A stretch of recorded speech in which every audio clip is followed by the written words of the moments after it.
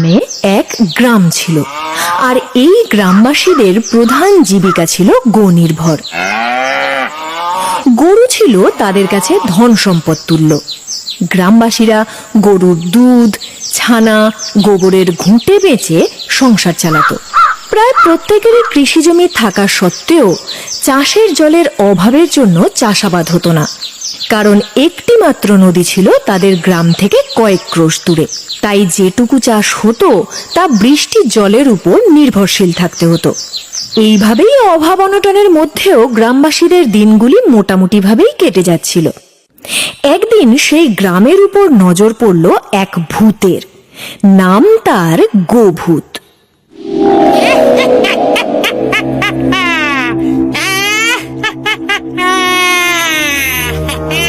আমি হলাম গোভূত।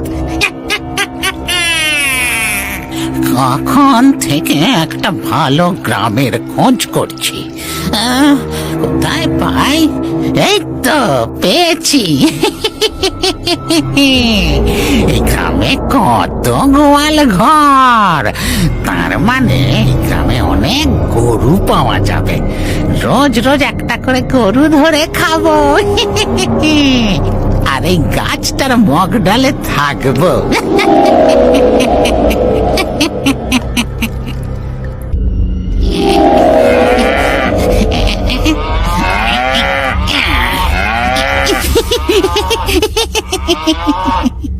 আরে এখানে তো আমার 3টে গরু ছিল, এখন দেখছি 2টো গরু। কে আমার গরু চুরি করে নিল রে? আরে কি করব আমি, আমার গরু চুরি হয়ে গেছে। সব শেষ হয়ে গেল।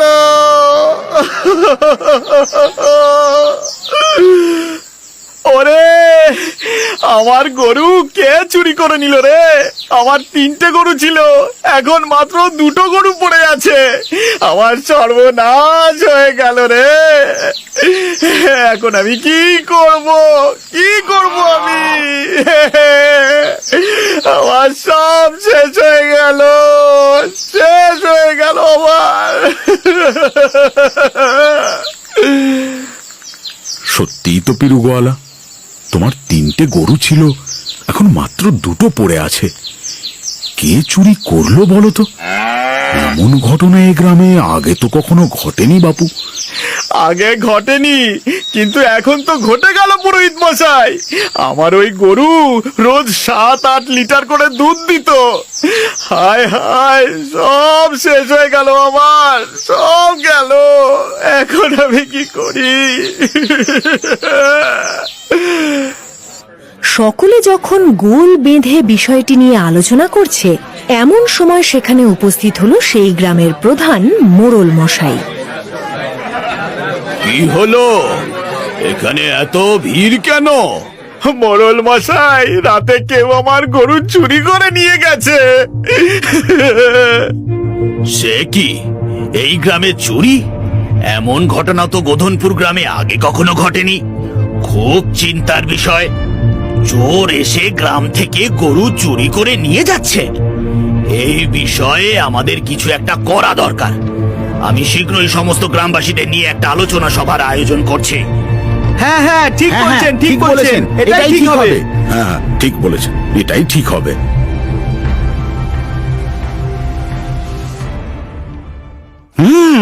সন্ধ্যা নেমে এলো, তাড়াতাড়ি করে যাই, একটা ভালো দেখে গরু নিয়ে আসি।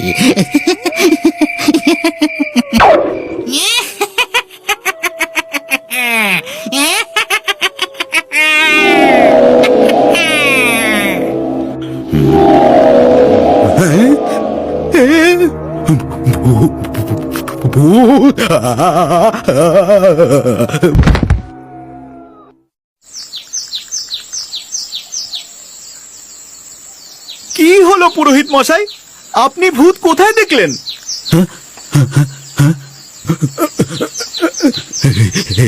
এইখানে, এই গোয়াল ঘর থেকে একটা গোভূত গরু নিয়ে ওই বট গাছটার দিকে উড়ে গেল। তার মানে চোর নয়, গরুগুলো গোভূতে নিয়ে চলে যাচ্ছে। হ্যাঁ, কোনো চোর নয়, গোভূতেই সব চুরি করছে।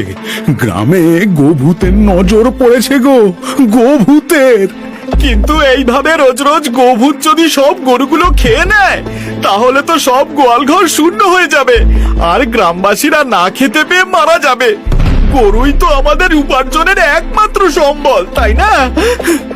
চাষের জমি থাকতেও আমরা জলের অভাবে চাষবাস করতে পারি না, তার উপরেই ভূতের উপদ্রব।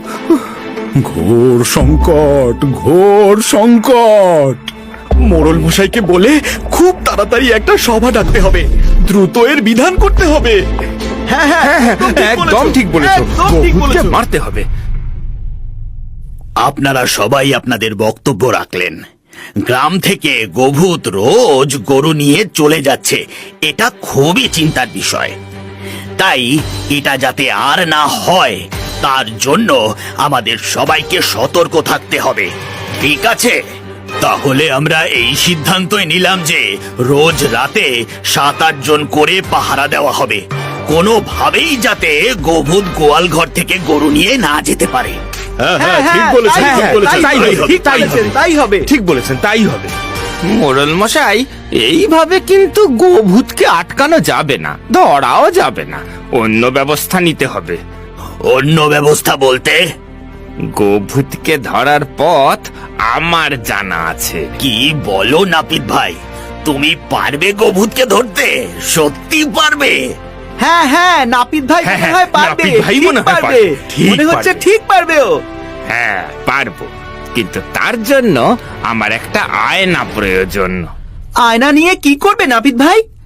সত্যি নাপিত ভাই, আয়না নিয়ে তুমি কি করবে?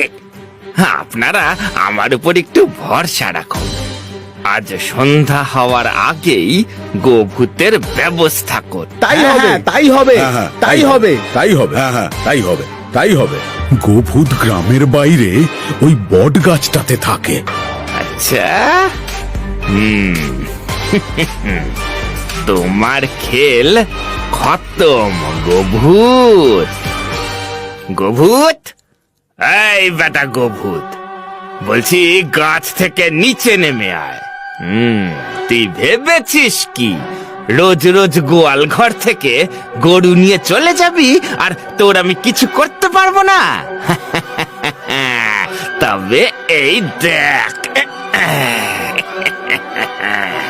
এই ছোট্ট যন্ত্রটায় তোর মতো কত ভূত আমি বন্দি করে রেখেছি।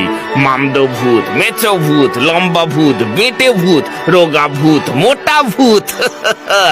আর তুই তো কোন ছাড়। আমার সাথে চালাকি, আমাকে মিথ্যে বলছিস? এর মধ্যে আমাকে কি করে বন্দি করবি? তবে রে, তোর বিশ্বাস হচ্ছে না? আমি নাপিত বাচ্চা, তবে এই দেখ।